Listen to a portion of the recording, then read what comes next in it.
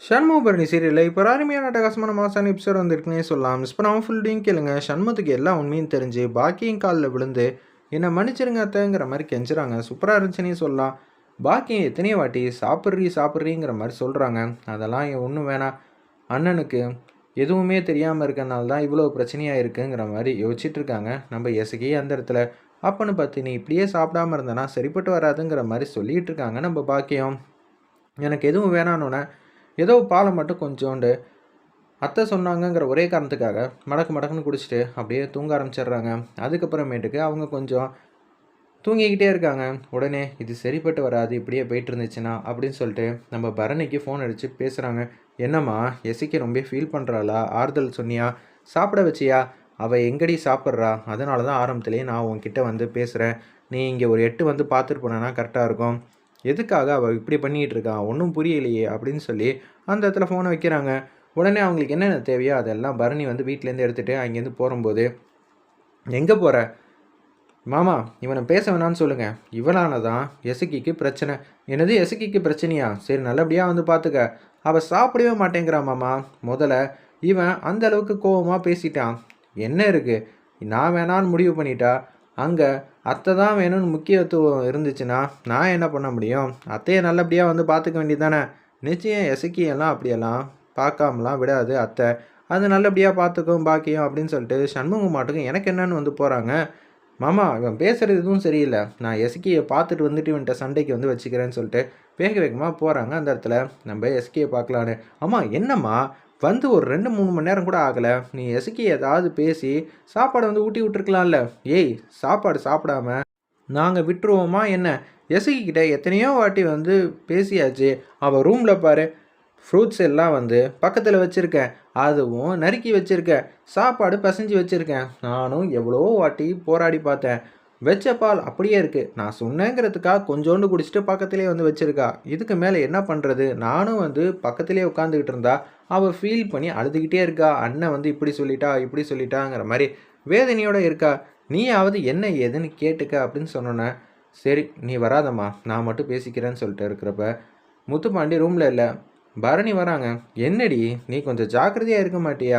Already துணி காய போடுறப்ப என்ன நடந்துச்சுன்னு உனக்கே தெரியும். அது ஏதோ தெரியாமல் நடந்துச்சுனாலும் அது உன்னோட ஜாக்கிரதை இல்லாமல் இருந்தனால தான் இப்படி நடந்திருக்கு.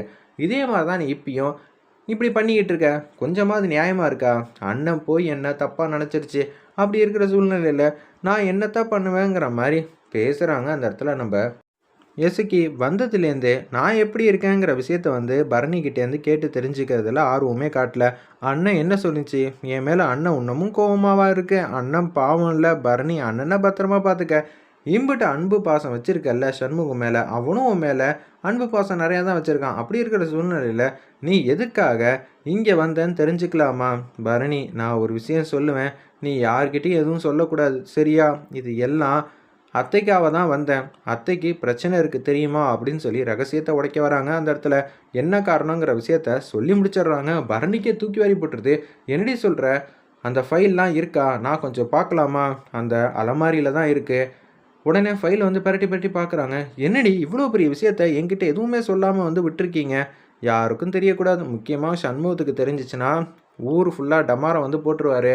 சண்முகத்தால் தாங்க முடியாது. அதனால தான் நான் எதுவுமே வந்து யார்கிட்டையும் நாங்கள் சொல்லாமல் இருந்தோம். இது முத்துப்பாண்டிக்கு தெரியுமா அப்படின்னு சொன்னோன்னே, முத்துப்பாண்டி என்கிட்ட வந்து கேட்டாப்புல. அதனால தான் நான் யார்கிட்டையும் சொல்லாமல் இந்த வீட்டுக்கே வந்தேன். இதை சண்முகத்துக்கிட்ட சொன்னால் உனக்கும் அவனுக்கும் உள்ள பிரச்சனை எதுவுமே வந்து வந்திருக்காதுல்ல அப்படின்னு சொல்லி பரணி வந்து வேதனையோடு இருக்காங்க.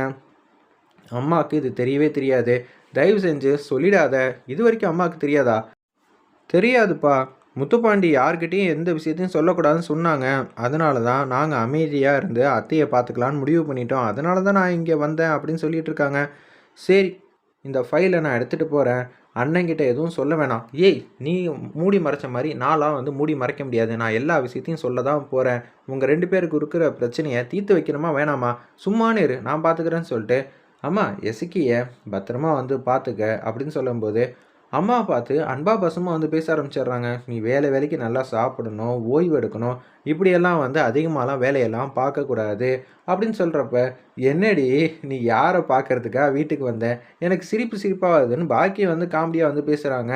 அம்மா நான் உன்னை தாம்மா பார்க்கணும். ஏன் மருமகளை பார்த்தா அம்மாவை பார்க்கக்கூடாதா? உட்காரு பார்ப்போம் இப்போன்னு சொல்லிட்டு அப்படியே உட்காந்து பார்த்துக்கிட்டு இருக்காங்க. ஏண்டி நான் நல்லா தாண்டி இருக்கேன். எனக்கு என்னடி பக்கத்தில் உட்காந்துக்கிட்டு நீ என்ன யோசிச்சுக்கிட்டு இருக்க? இல்லைம்மா நீ நல்லா இருக்கணும்மா, அதுதாம்மா என்னோட ஆசைன்னு சொல்லி அப்படி ஃபீல் பண்ணி அழுவுறாங்க. ஏண்டி அழுவுற? இல்லைம்மா சண்முகத்தை பற்றி அவள் எல்லாத்தையும் சொன்னாலா, அதனால தான் என்னால் வேதனையை தாங்க முடியல. 2 பேரையும் சேர்த்து வைக்க வேண்டியது ஏன் பொறுப்புமா. முதல்ல அது செய்டி. எசக்கி பாவம் அழுது அழுது அவள் கொஞ்சம் அப்படியே உட்காந்துக்கிட்டே இருக்கா. பார்க்க நல்லாவா இருக்கு. 2 பேரையும் சேர்த்து வச்சின்னா உனக்கு புண்ணியமாக போகும். ஆமாம்மா உடனே எல்லாருக்கும் எல்லாம் தெரிஞ்சிருச்சுன்னா பிரச்சனையே வராதுன்னு சொல்லிட்டு அந்த ஃபைல் எடுத்துகிட்டு அப்படியே போகிறப்ப கையில் என்னடி ஃபைல் வச்சுருக்க? அதெல்லாம் ஒன்றும் இல்லைம்மான்னு சொல்லிட்டு வீட்டுக்கு வேக வேகமாக போகிறாங்க. சண்முகம் உன்கிட்ட கொஞ்சம் தனியாக வந்து பேசணும். உண்மையெல்லாம் தெரிஞ்சா என்ன ஆகும் தெரியுமா? எசக்கி ஏன் அந்த வீட்டுக்கு போனான்னு தெரிஞ்சிருச்சு அப்படின்னு சொல்லும்போது, எதுக்காக ஏன் போனா எனக்கு என்ன? அவள் தான் என் தங்கச்சியே இல்லையே. தெரியுமாடா முதல்ல எங்கள் அம்மாவுக்கு, அதாவது உன்னோட அத்தைக்கு என்ன பிரச்சனைன்னு தெரியுமா? அவங்க இன்னும் கொஞ்ச நாள் அப்படின்னு சொல்லி இக்க வச்சு சொல்லிடுறாங்க. என்னடி சொல்கிற? இது எல்லாம் முத்துப்பாண்டிக்கும் எசக்கிக்கும் நல்லாவே தெரியும். இதை பார்த்துக்க ஆதாரம் புரியுமான்னு சொல்லி இந்த இடத்துல இதெல்லாம் இருக்குது. நானும் பார்த்தேன். கொஞ்சம் என்ன சொல்கிறதுன்னு எனக்கும் தெரியலங்கிற மாதிரி சொல்லிடுறாங்க. என்னது இவ்வளோ பெரிய விஷயத்த மறைச்சு தான் எசக்கி அந்த வீட்டுக்கு போயிருக்காளா? சவுந்தர பாண்டியனால பிரச்சனை வரும் தானே இந்த மடப்பையன் யோசித்தேன். ஆனால் ஏன் அத்தைக்கு இது மாதிரிலாம் பிரச்சனை இருக்குன்னு எனக்கு தெரியாமல் போச்சேங்கிற மாதிரி வேதனையோட வந்து பேசுகிறாங்க. நான் இப்பயே பாக்கிய அத்தையை பார்த்தே ஆகணும். ஏன் தங்கச்சிக்கிட்ட மன்னிப்பு கேட்டே ஆகணுங்கிற மாதிரி கெஞ்சுறாங்க. அந்த இடத்துல நம்ம சண்முகம் வேற லெவலில் மாசா இருந்துச்சுன்னே சொல்லலாம். டேய் அங்கே வந்தா நீ ஏதாவது உண்மையை போட்டு உளறிடுவேன். ஏன் என்ன சொல்கிற? பாக்கியத்துக்கு இன்னும் இது மாதிரி தனக்கு பிரச்சனை இருக்குங்கிற விஷயமே தெரியாது. என்கிட்ட சொல்லியிருக்க வேண்டியதானே. அந்த வம்பே வேணாம். முத்துப்பாண்டி தான் தெளிவாக வந்து யோசிச்சிருந்தான். இந்த பிரச்சனை மச்சானுக்கு மட்டும் தெரிஞ்சிச்சு எல்லார்கிட்டையும் வந்து எமோஷ்னல் ஆகி எல்லாத்தையும் சொல்லிடுவாங்கிற மாதிரி சொன்னாப்புல. ஆமாம் நீங்களாம் படித்தவங்க எந்த நேரத்தில் என்ன பேசணும்னு நல்லா தெரியும். ஆனால் நான் அப்படியா? எனக்கு என்ன தோணுதோ அப்படியே வந்து படபடன்னு பேசியே நான் பழகிட்டேங்கிற மாதிரி வேதனையாக வந்து பேசிகிட்டு இருக்கிறப்ப முதல்ல இப்பயே போவோம். எங்களை போகிற பாக்கியத்தை பார்க்கலான்னு சொல்லிட்டு தான் நான் இப்போ போகிறேன் அப்படின்னு சொல்கிறாங்க. என்ன இவங்கிட்டேருந்து இவ்வளோ பெரிய மாற்றமா? ஏய் தெரிஞ்சா வந்து பேசிக்கிட்டு இருக்க அப்படின்னு சொன்னோன்னே வைகுண்டத்துக்கு ஒன்றும் புரியல. என்னடா காலையிலேருந்து இப்போ வரைக்கும் தங்கச்சி மேலே அவ்வளோ கோவமாக இருந்தால் அந்த வீட்டு பக்கமே போக மாட்டேன்னு. அதெல்லாம் ஒன்றும் இல்லை நான் பார்த்துட்டு வந்துடுறேன்னு சொல்லிட்டு இனிமேட்டு இங்கே இருந்தால் எல்லாத்தையும் சொல்லிட்டா என்ன பண்ணுறதுன்னு வேக வேகமாக வராங்க.